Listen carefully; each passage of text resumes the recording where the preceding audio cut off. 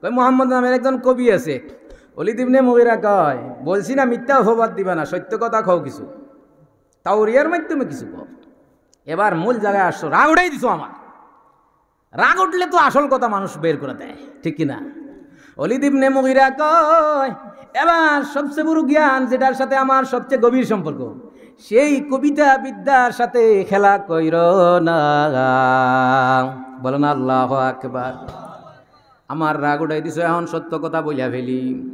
দারুন নাদওয়ার পার্লামেন্টে বৈশা কইতেছে মুহাম্মদের কালামের কোনো সম্পর্ক কবিতা বিদ্যার সাথে নাই, কারণ কবিতা বিদ্যা আমি খুব ভালো করে রপ্ত করেছি। আরবি সাহিত্যের পদ্য আর গদ্য উভয়টার বড় পণ্ডিত, তোমরাও জানো।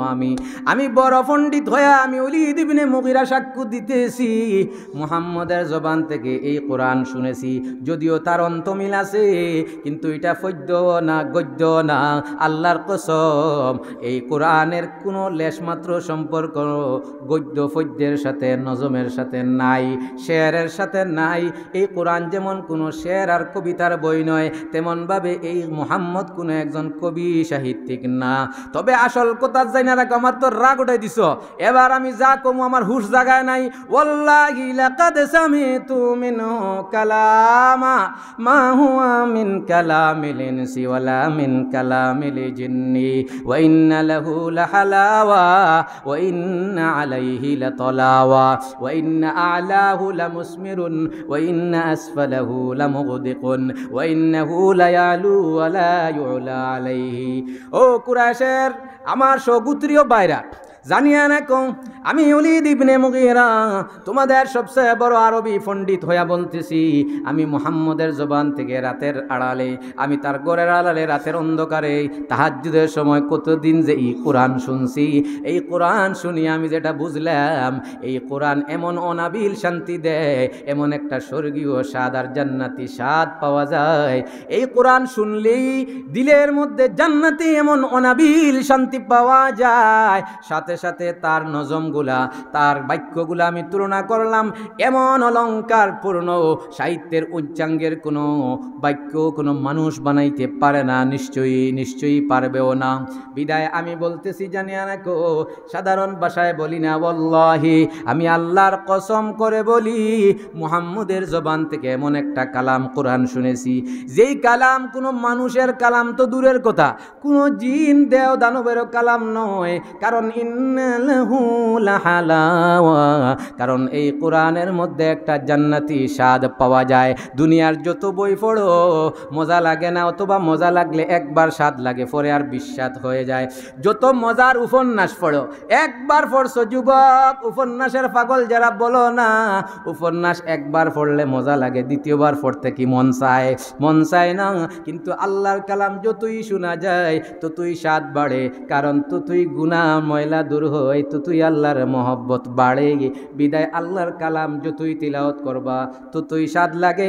সবচেয়ে বেশি তিলাওয়াত আর পঠিত সূরা হইল সূরাতুল ফাতিহা। প্রতিটা নামাজের প্রতিটা রাকাতে সূরাতুল ফাতিহা যত পড়ো ততই মজা লাগে, ঠিক কিনা? এই কোরআনে স্বাদ আছে নি না নাই? এই কোরআনের মধ্যে স্বাদ আছে, না বুঝিয়া পড়লেও জোরে কোন আল্লাহু আকবার। বুঝিয়া পড়ো আর না বুঝিয়া পড়ো, এই কোরআনের মধ্যে সওয়াব এবং পুরস্কার আছে না নাই? এই কোরআন যদি বুঝিয়া পড়ো তবে তো লাভ হইল, বড়টা পাইয়া গেলা মণিমুক্তা। আর যদি কোরআন না বুঝিয়াও পড়ো তবে কমসে কম তিনটা সওয়াব হইয়া যাবে। এক নম্বরের ফায়দা হইল, আল্লাহর নবী জানায়া দিছেন গুনাহের কালিমা, দিলের গুনাহের জংগুলা, কালো মরিচাগুলা দূর হইয়া যাইবে। গুনাহের কালিমা দূর হতেই থাকবে, প্রতিটা হরফে হরফে, বলি সুবহানাল্লাহ, প্রতিটা হরফে হরফে গুনাহের কালিমা মুছে যায় এবং কমসে কম 10টা নেকি পাওয়া যায়। আল্লাহর নবী বলেন, মান ক্বারা হারফাম মিন কিতাবিল্লাহি ফালাহু বিহি হাসানা। আল্লাহর নবী বললেন কোরআনের একটা হরফে 10 নেকি। জোরে কোন সুবহানাল্লাহ। কারণ ওয়াল হাসানাতু বিআশরি আমসালিহা। এরপরে আল্লাহর নবী যেই উদাহরণ দিলেন সেই উদাহরণটা হুরুফে মুকাত্তাআত। আল্লাহর নবী বলেন আলিফ লাম মিম পড়লে 10টা নেকি নয় 30টা নেকি হইয়া যায়। আলিফ লাম মিমের অর্থ কি?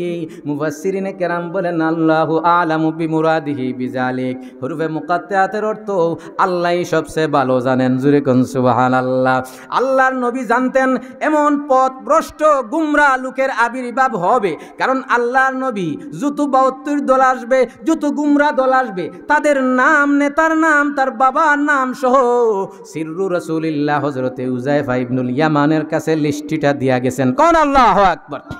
আল্লাহর নবী জানতেন 1450 বছর পরে হইল এক দল আসবে যারা বলবে কুরআন না বুঝিয়া পড়লে কোনো লাভ নাই।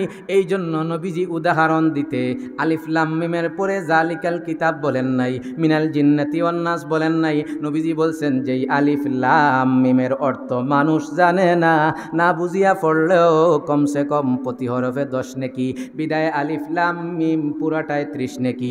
হা মিম আইন সিন কফ না বুঝিয়া পড়লে 5 হরফে 50 নেকির মালিক হইয়া যায়।